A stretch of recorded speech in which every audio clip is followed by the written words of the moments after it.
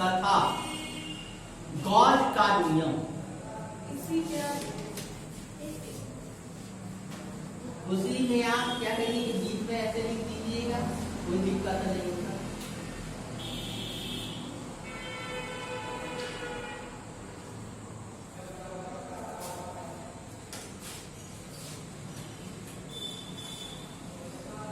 वैद्युत फ्लक्स तथा गॉस का नियम, मोस्ट इंपॉर्टेंट गॉस का नियम है और ये रिलेटेड किससे है? वैद्युत फ्लक्स। पहला जो हेडिंग है इसमें वो है, पहला जो अगर देखा जाए तो वो वैद्युत फ्लक्स है, फिर लास्ट में जो आएगा वो क्या होगा? गॉस का नियम। अब वैद्युत फ्लक्स होता क्या? मैंने कहा कि अगर इधर कोई पॉजिटिव आवेश है, कोई प्लस आवेश हमारा है, तो जाहिर सी बात है आवेश है तो इस आवेश का कहीं ना कहीं एक वैद्युत क्षेत्र होगा ना। आवेश है तो आवेश का क्या? आवेश मतलब विद्युत, और विद्युत है तो जाहिर सी बात है उसका एक क्या होगा? वैद्युत क्षेत्र। अगर ये पॉजिटिव आवेश है तो जाहिर सी बात है इसका जो वैद्युत क्षेत्र होगा वो पॉजिटिव से निकलेगा। अगर कोई निगेटिव रहता तो निगेटिव से एंटर करता, तो यहाँ जो इसका वैद्युत क्षेत्र जो होगा वो पॉजिटिव से निकलेगा। ये मान लीजिए कि ये इसका वैद्युत क्षेत्र, और वैद्युत क्षेत्र को दिखाते किसके हैं? वैद्युत बल रेखाओं के द्वारा। किसके द्वारा दिखाते हैं? वैद्युत बल रेखाओं के द्वारा। अगर यहाँ कोई मान लीजिए कि ये बोर्ड जो है वो पूरी तरह आवेशित है, ठीक, और यहाँ आवेश इस बोर्ड पर चारों तरफ फैला हुआ है और धन आवेश है, तो इसको जो इसका जो वैद्युत क्षेत्र होगा वो धन से निकलेगा, ठीक। अब ये हुआ हमारा एक तल, एक पृष्ठ। अब यहाँ देखिए इस पृष्ठ से जितनी वैद्युत बल रेखाएं इसको छेदेंगे, प्रतिच्छेदित करेंगे, वही उसका क्या कहलाएगा? वैद्युत फ्लक्स कहलाएगा। एक किसी पृष्ठ को प्रतिच्छेदित करने वाली वैद्युत बल रेखाओं की संख्या को वैद्युत फ्लक्स। अब यहाँ देखो फ्लक्स कैसे चेंज होता है। अब ये अगर सीधा है तो जाहिर सी बात है अधिक से अधिक क्या होंगी? रेखाएं इसको प्रतिच्छेदित करेंगे। अगर कहीं ये सीधा ना होकर तिरछा हो जाए तब कम करेगा ना, क्योंकि अब तो यहाँ से लेके यहीं तक हुआ ना। तो ये जो वैद्युत फ्लक्स होता है ये लगातार क्या होता है? बदलता रहता है, और ये पृष्ठ और वैद्युत बल रेखा पर डिपेंड करता है। अगर वैद्युत बल रेखा के पृष्ठ बिल्कुल क्या होगा? लंबवत होगा। अभी देखिए चार्ज क्रॉस कर रहा है ना इसको। अब अगर घुमा दिया जाए, अब कितना क्रॉस कर रहा है? अब क्या हो गया? शून्य हो जाएगा। और जैसे जैसे ये जब लंबवत रहता है तो मैक्सिमम रहता है, फिर धीरे धीरे क्या होता है? घटता है। घट गया। अभी कितने प्रतिच्छेदित कर रहे हैं? 2 ही, और 2 से पता चलेगा 1 ही करेगा, फिर 0 करेगा, है ना। तो किसी पृष्ठ से वैद्युत बल रेखाओं की वह संख्या जो उसको क्या करती है? प्रतिच्छेदित करती है, उसी को हम लोग क्या कहते हैं? वैद्युत फ्लक्स। एक वैद्युत फ्लक्स में पहला जो हेडिंग है वो है क्षेत्रफल वेक्टर। क्या है? क्षेत्रफल वेक्टर, जिसको कहते हैं क्षेत्रफल को इंग्लिश में कहते हैं एरिया, और वेक्टर इंग्लिश वर्ड है सदिश। पहला जो हेडिंग होगा वो होगा क्षेत्रफल वेक्टर। अब जाहिर सी बात है अगर यहाँ वेक्टर नाम आ गया है तो कहीं ना कहीं क्षेत्रफल में क्या होगा? परिमाण के साथ साथ क्या होगा? दिशा। तभी इसके साथ क्या लगा? वेक्टर लगा। अब यहाँ देखिए किसी क्षेत्रफल का जो दिशा होता है वो दिशा कैसे होता है? ठीक, ये मान लीजिए कि ये तल, और इस तल का ये क्या है? क्षेत्रफल। ठीक, अब इस तल का जो क्षेत्रफल है, इस तल के लंबवत दिशा को ही हम लोग क्या कहते हैं? क्षेत्रफल वेक्टर। अर्थात इस क्षेत्रफल की दिशा क्या होगी? इसके तल के लंबवत। ऊपर नीचे मत कहो ना, अब बेहतर हो जाए तो कहाँ ऊपर नीचे, तो कब आगे पीछे, कल जो होता है उसके दोनों तरफ हो सकते हैं। एक तो इसको कहते हैं एरिया वेक्टर,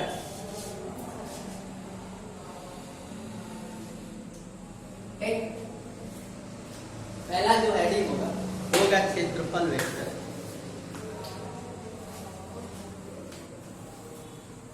देखिए किसी समतली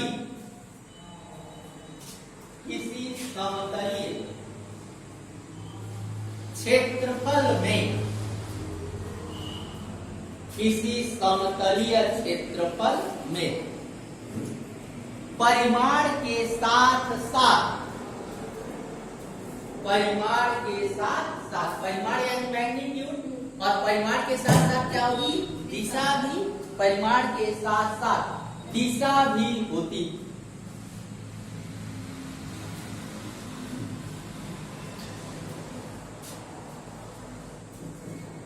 यह दिशा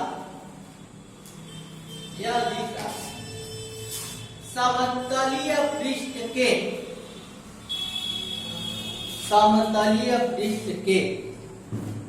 अभिलंबवत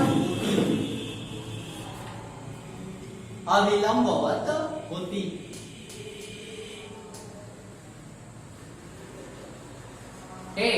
समतली क्षेत्रफल के क्या होगा, अभिलंबवत। समतली का मतलब यहाँ देंगे जो तल समतल बिल्कुल क्या हो, प्लेन है। अब इसका अगर हम वेक्टर देखेंगे तो वह वेक्टर क्या होगा, ऊपर होगा या तो क्या होगा, नीचे होगा। यही इसका क्या कहलाएगा, समतलीय वेक्टर। लिखिएगा इसे, एरिया को किससे प्रदर्शित करते हैं बाबू, ए से, तो इसे वेक्टर ए, इसे वेक्टर ए से प्रदर्शित करते हैं। इसे हम किससे प्रदर्शित करेंगे, वेक्टर ए से। अब इसको फिगर के द्वारा अगर हमको दिखाना है,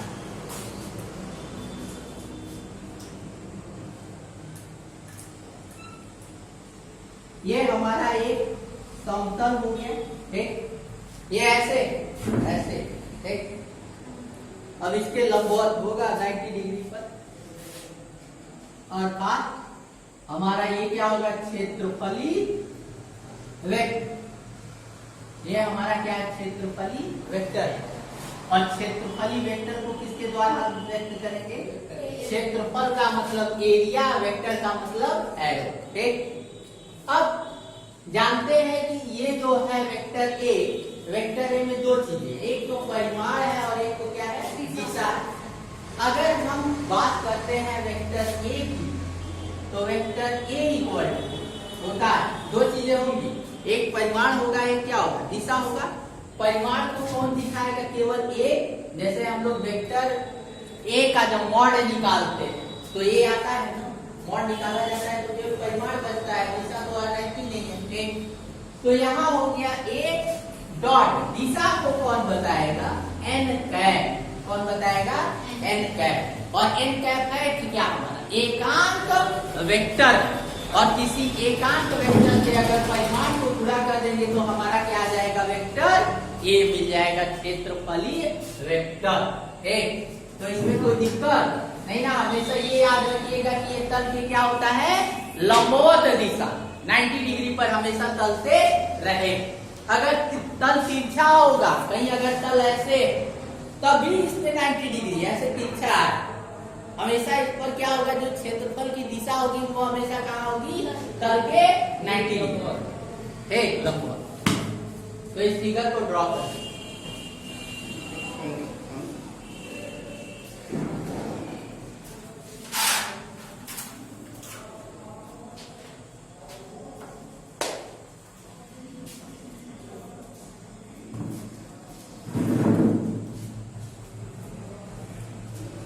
बाबू मैथ वाले तैयार रहिएगा, तो सर पूछना है।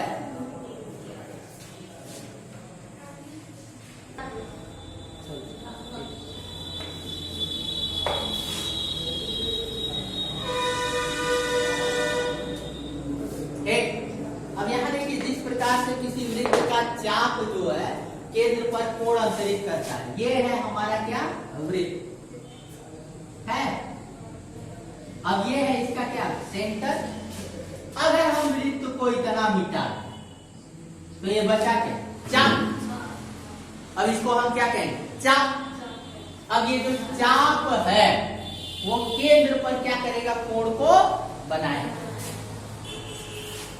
इसको यहां से मिला दिया जाए, इसको यहां से, तो ये जो बनता है इसी को हम लोग क्या कहते हैं, कोण या थीटा। और थीटा इक्वल टू होता है चाप बटा त्रिज्या। ये फार्मूला जानते हो, कोण कोण यानी थीटा, और थीटा कोण कैसे निकालते हैं, चाप बटा त्रिज्या को करके। अर्थात कोई भी वृत्त है, किसी भी वृत्त का जो चाप है, चाप केंद्र पर जो कोण अंतरित करता है, ठीक उसी प्रकार से अगर कोई हम क्या ले, गोला है, क्या ले, गोला। और गोला और वृत्त में बहुत बड़ा फर्क है। एक गोला जो होता है वो पूरी तरह गोल होता है, वृत्त एक सर्कल एक। तो ये है हमारा क्या, गोला। जैसे फुटबॉल देखे हो ना बाबू, वैसे ही गोला। और वृत्त जानते हो, छल्ला, छल्ला और फुटबॉल में अंतर होता है। एक ये है इसका केंद्र, ये है इसका क्या, केंद्र। अब जाहिर सी बात है, अगर गोला है तो गोले का पृष्ठ होगा, और पृष्ठ का अगर कोई क्षेत्रफल, पूरा गोला न ले, केवल क्या ले, छोटा सा क्षेत्रफल। मान लो कि ये हमने क्षेत्रफल लिया, ये हमारा क्षेत्रफल गोले, ठीक। अब ये जो क्षेत्रफल है, यहाँ आया, मैंने पहला हेडिंग क्या लिखा है, क्षेत्रफल, ठीक। अब ये जो गोले का ये जो क्षेत्रफल हमने निकाला है, ठीक है, इसी प्रकार से है जैसे देखे होंगे तरबूज टेस्ट करना रहता है, ऐसे कट लगाते हैं ना, कट लगा करके निकालते हैं तो नीचे पतला है कोण की, और ऊपर क्या होगा, पृष्ठ होगा पूरा। उसी तरह से इसका अगर इतना निकाला जाए तो ये केंद्र पर एक कोण अंतरित, ये भी क्या करेगा, केंद्र पर एक कोण अंतरित करेगा। और इसी कोण को हम लोग घन कोण क्या कहते हैं, घन कोण। और ये घन कोण होता क्या है, किस तरीके से, एक पेपर कोण को आप किससे प्रदर्शित करते हैं, ओमेगा। अगर इसकी त्रिज्या को हम क्या माने, आर, क्या माने, आर। ये पूरा का पूरा गोला है तो बिंदी दे दिया जाए, पूरा भरा हुआ है।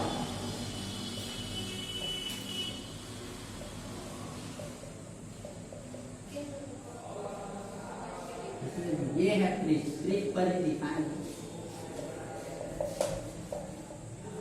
अच्छा, कोण का मात्रक क्या होता है बाबू, क्या, रेडियन, रेडियन ही होता है, ठीक। और कोण का अगर मात्रक रेडियन है तो घन कोण का मात्रक क्या होता है, पढ़े होगे 9th में, कोण का, हाँ नहीं होता है, नाम अभी लेंगे, कहोगे हाँ सर, हाँ बिल्कुल सही, स्टेरेडियन क्या होता है, घन कोण का मात्रक होता है, यूनिट होता है। तो आगे फिगर ड्रॉ करिएगा, आगे हम लिख पा रहे हैं।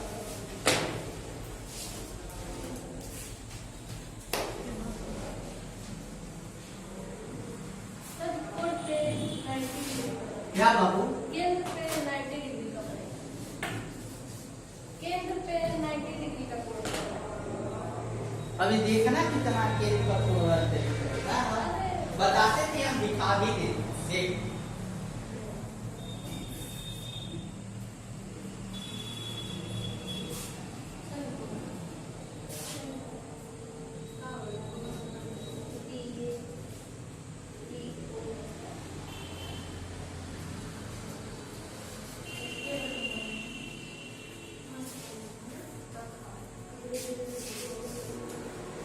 हो गया, इतना समझ में आया, कोई दिक्कत नहीं है, आगे चलते हैं, ठीक।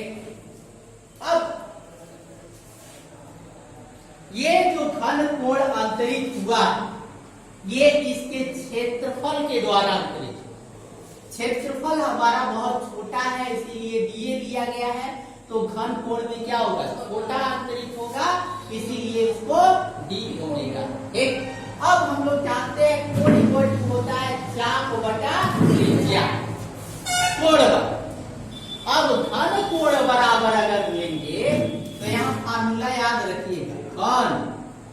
कोण। अब ये घन कोण किसके द्वारा बन रहा है? चाप के द्वारा बन रहा है कि ये पूरे क्षेत्रफल के द्वारा? चाप के द्वारा। फिर घन कोण किसके द्वारा? क्षेत्रफल के द्वारा। तो अर्थात घन कोण इक्वल टू होता है क्षेत्रफल।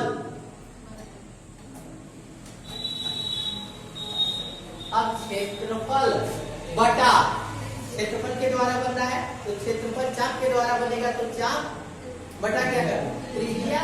अब यहाँ ये जो है क्षेत्रफल के द्वारा बन रहा है, और क्षेत्रफल में हम लोग जानते हैं कि अगर गोले का क्षेत्रफल निकालेंगे तो उसमें कहीं ना कहीं त्रिज्या का स्क्वायर आता है, तो ये हो जाएगा त्रिज्या का स्क्वायर। हो गया, इसमें स्क्वायर होता है, आर का भी क्या हो जाएगा? स्क्वायर हो जाएगा। और जहाँ चाप होता है, चाप की लंबाई वहां से आ जाएगा, क्षेत्रफल आ जाएगा। अब घन कोण को d omega equal to d A बटा आर स्क्वायर। हो गया, ये घन कोण निकालने का एक फार्मूला। अभी नोट मत करिए, आगे देखिए जब तक बोर्ड में खाली जगह। अब आते हैं, अगर ये पूरा का पूरा एक गोला, पूरे गोले द्वारा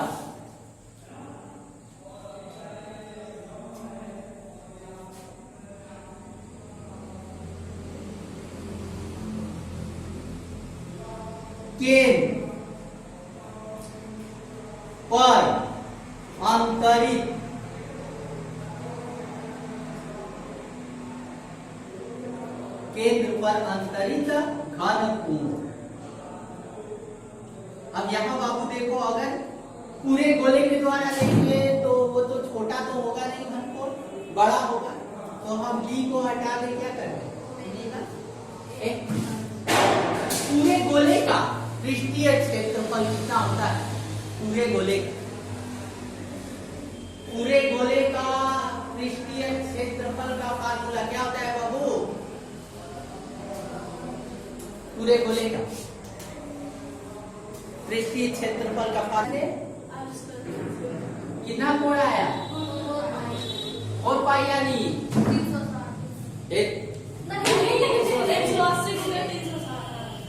कितना होगा?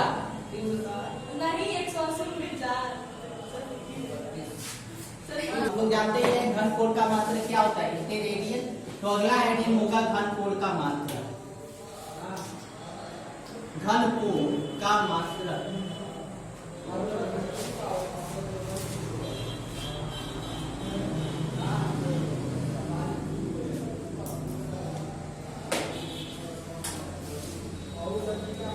देखिए, घन कोण का मात्रक क्यों लिख देना है? वैसे जानते हो इसका कोई मात्रक, ना कोण का कोई मात्रक होता है ना ही घन कोण, लेकिन अन्य राशियों से इसको अलग करने के लिए इसका मात्रक जबरदस्ती ला है। तो लिखिएगा घन कोण का मात्रक स्टेरेडियन। स्टेरेडियन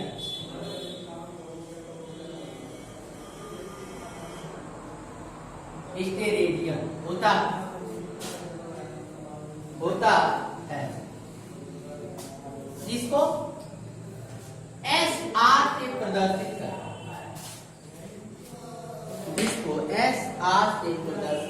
करते हैं।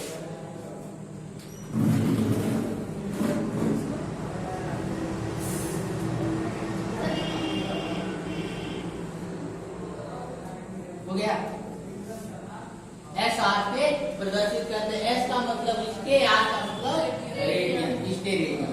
ठीक, अब अगला जो है पैराग्राफ चेंज करके लिखिएगा।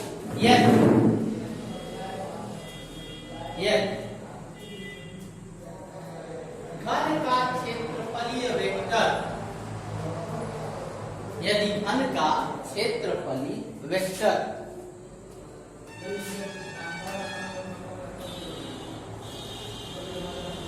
त्रिज्या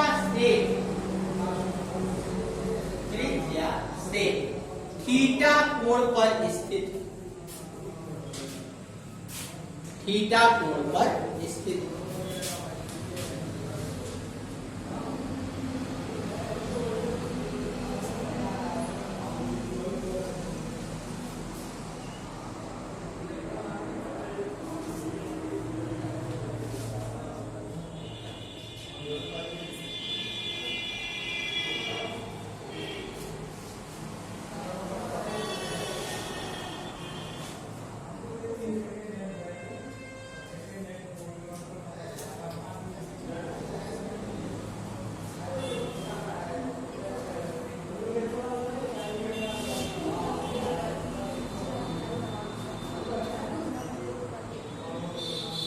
थीटा कोण पर स्थित।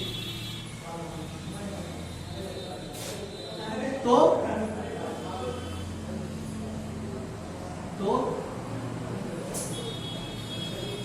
अब यहां देखिएगा इन दोनों के बीच में एंगल कितना है, थीटा। अब यहां हमको निकालना है घन कोण डी ओमेगा। अब ये जान लीजिए कि पूरा ये थोड़ा तल जो है वो थोड़ा तिरछा, क्या है, तिरछा, और इस त्रिज्या से कितने कोण पर कितना कोण अंतरित करता है, थीटा, थीटा। एक तो घन कोण डी ओमेगा इक्वल टू क्या होगा, डी ए कॉस थीटा बटा आर का क्या, स्क्वायर। एक अब कहोगे सर जी कॉस थीटा नाम दे दिया,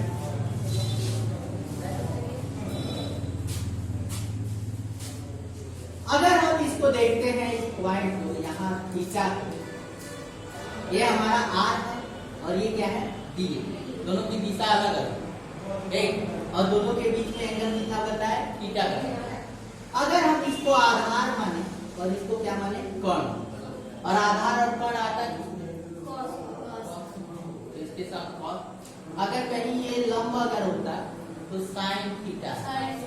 एक यहाँ देखो ये को हम लेके आए इस पर लेके, ये है क्या, आधार, एक आधार है। मान लो कि डीए अगर इस पर जाता है तो एक्स जाता है, कितना जाता है, एक्स। तो जाहिर सी बात है एक्स इक्वल टू क्या होगा, डीए कॉस थीटा। एक तो यहाँ डी ओमेगा इक्वल टू मिलेगा क्या, डीए कॉस थीटा। अगर एंगल बन रहा है दोनों के बीच में, दोनों का डायरेक्शन सेम नहीं, तो वहां क्या हो जाएगा, कॉस थीटा, अगर तल तिरछा है तो।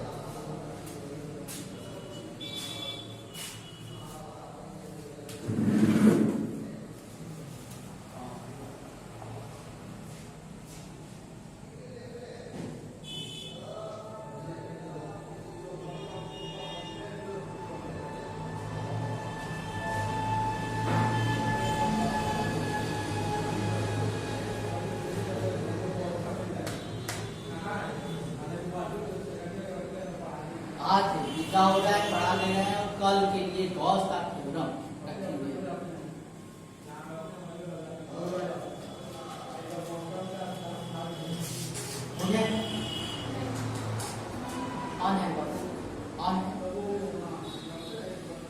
अगला हेडिंग लिखिएगा, वैद्युत फ्लक्स, इलेक्ट्रिक फ्लक्स, वैद्युत फ्लक्स।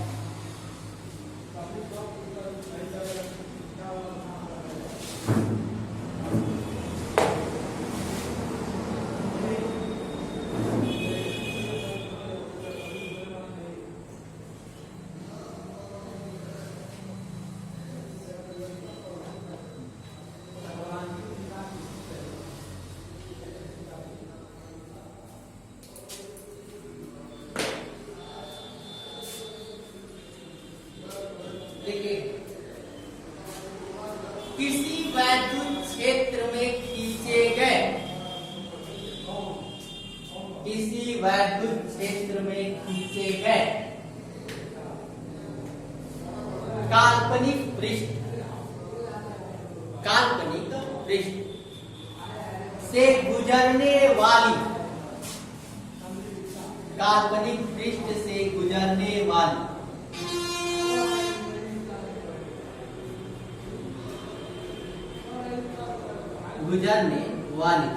चुंबक हो वैद्युत बल रेखा,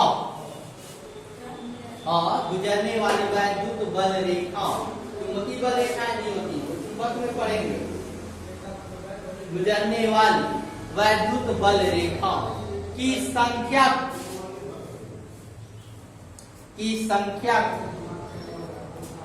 उस पृष्ठ से बद्ध, उस पृष्ठ से बद्ध चुंबकीय फ्लक्स कहते हैं, वो वैद्युत, उस पृष्ठ से बद्ध वैद्युत फ्लक्स कहते हैं। इसे फाई का मतलब होता है फ्लक्स, क्या होता है? फाई का मतलब क्या होता है? फ्लक्स। और ये कौन सा फ्लक्स है? वैद्युत फ्लक्स है, तो फाई ई, इसे फाई ई से प्रदर्शित है, इसे फाई ई से प्रदर्शित है।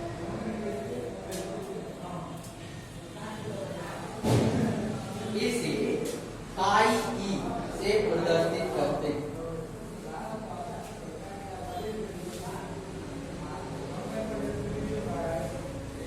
आगे देखिए, फाई ई इक्वल टू होगा क्या?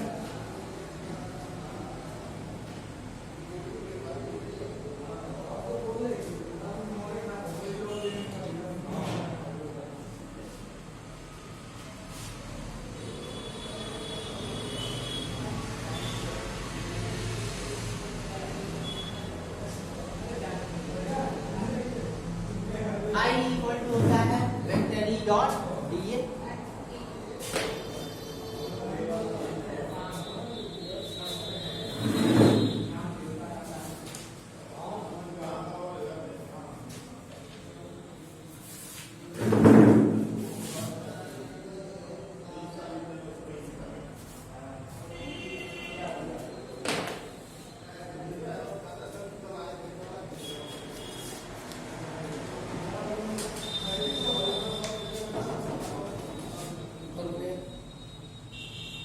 आगे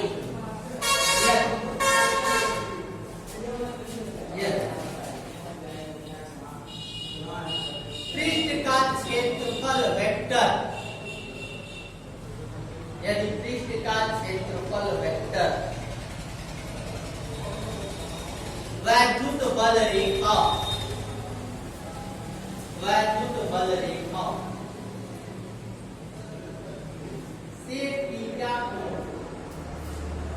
से थीटा कोण पर स्थित हो,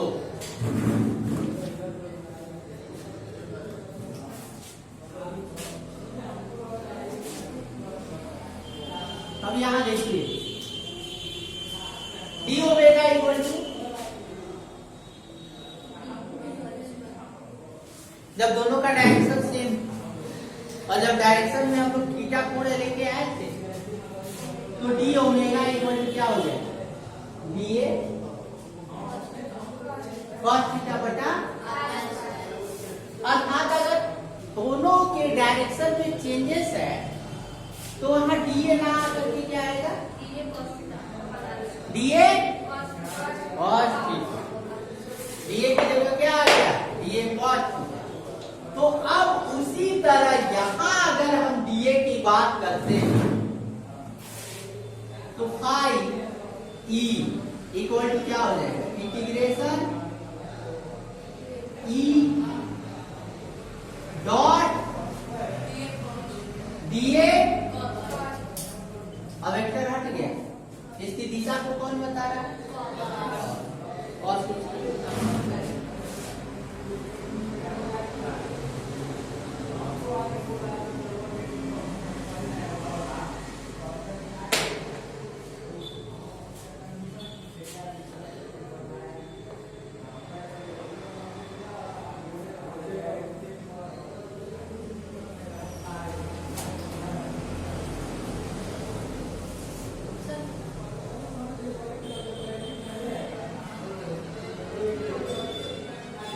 आगे लिखिए,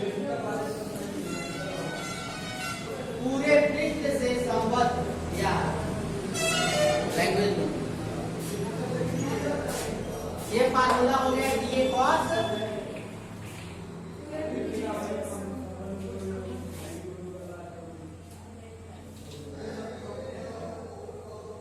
यहाँ इंटीग्रेशन करना है, ई तो चला जाएगा और यहाँ ये वेक्टर हटा देना, ई डी ए कॉस, दोनों की दिशा को ये बताएगा। ई हो गया, ये इंटीग्रेशन हो गया, ए का मतलब किसका इंटीग्रेशन होगा?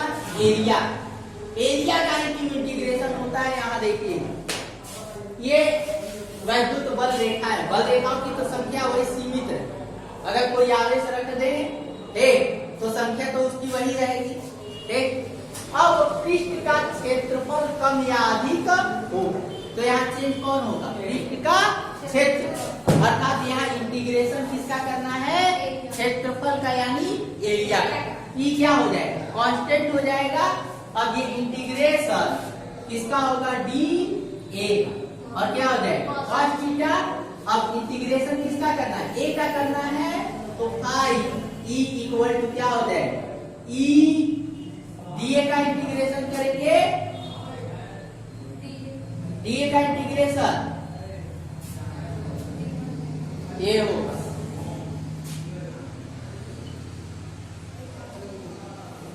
इंटीग्रेशन का पूरा फार्मूला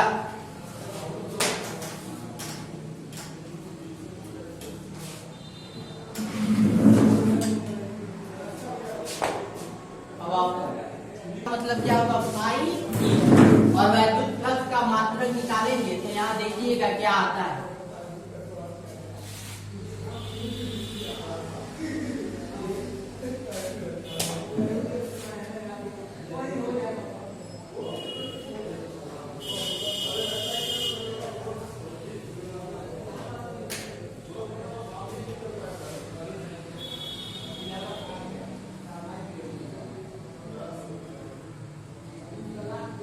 मात्रक निकाले।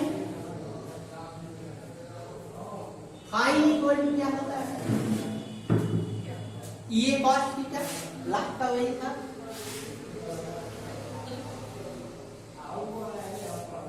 cos थीटा का तो कोई मात्रक होगा नहीं।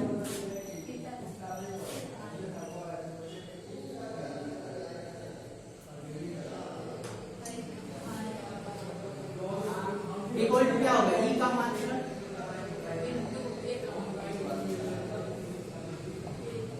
गुणे क्या होगा? ए का मात्रक। cos थीटा का कोई मात्रक।